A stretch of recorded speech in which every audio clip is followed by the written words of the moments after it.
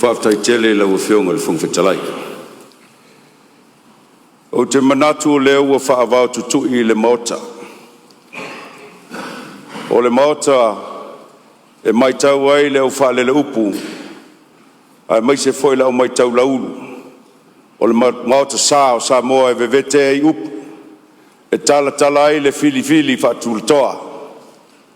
A o le maota tala whauto i foi leu penga tau taiae. Ai mai se tau tai to tofi. Pe ona iai o tau afioga sui mamalu le palemene. E le tari tonunga.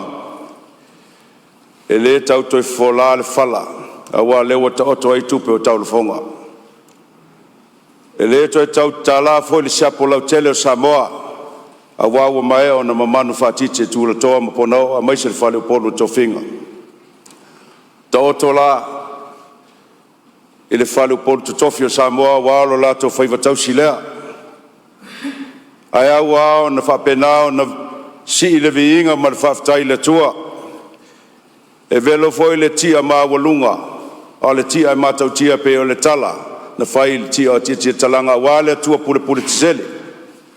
O le tua pule whasoifua leo mafua eo na sopa utu. Ia ma sopo langi lo toi soifua. A mai se lo mātou wola le nei fo i la sanga o le tausanga fau. Ia, le pa iai o Samoa, le palemene mamalu, e ala whaafonga tāpuai, e sio i tū malo Vaisigano2.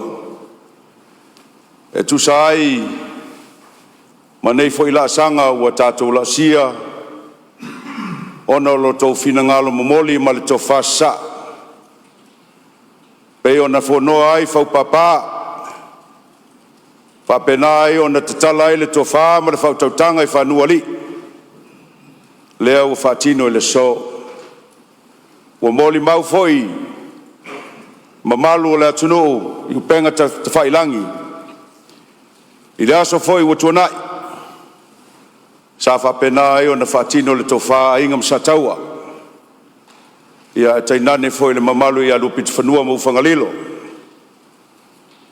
Tangaloa, tainane to le foa le mapu. Mani noa mau mua utu ma whaitau ma le nofa i tuainga e whangasa. A se whautanga mamoli foi. Al whetalainga tutasi. O le ua whalanu ma ave lau to whale alunga ma le whale whao taua.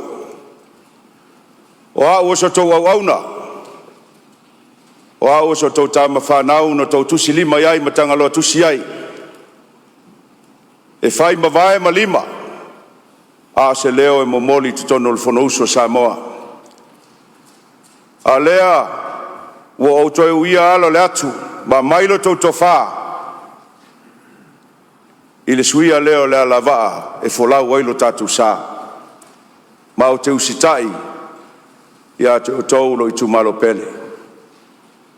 Lo i tu malo pele, o lo ai tau malai, lo tātou malai, whau papa ma whanuali. A inga, ma sa taua. A inga tupu, a inga nofo, a inga papa, a inga sa ta whaiwha. A le mamalu ia te oe leo mamala sa taua. A ia le pa ia i le tātou nuu i pai. A e tau mai i le siu papa, i mautā ma wharevau, ma tua le tuu i whau papa. O le nei aso, o le au atou molimau o le a whaatino ala le tūla fono. A o ala le tūla fono, o ala leo la mio tonu ma tau foi lea i le tua puli tele. Tapu ai maia, whawhetai tele, whawhetai le tō whasa, whawhetai le whautanga a tapa au.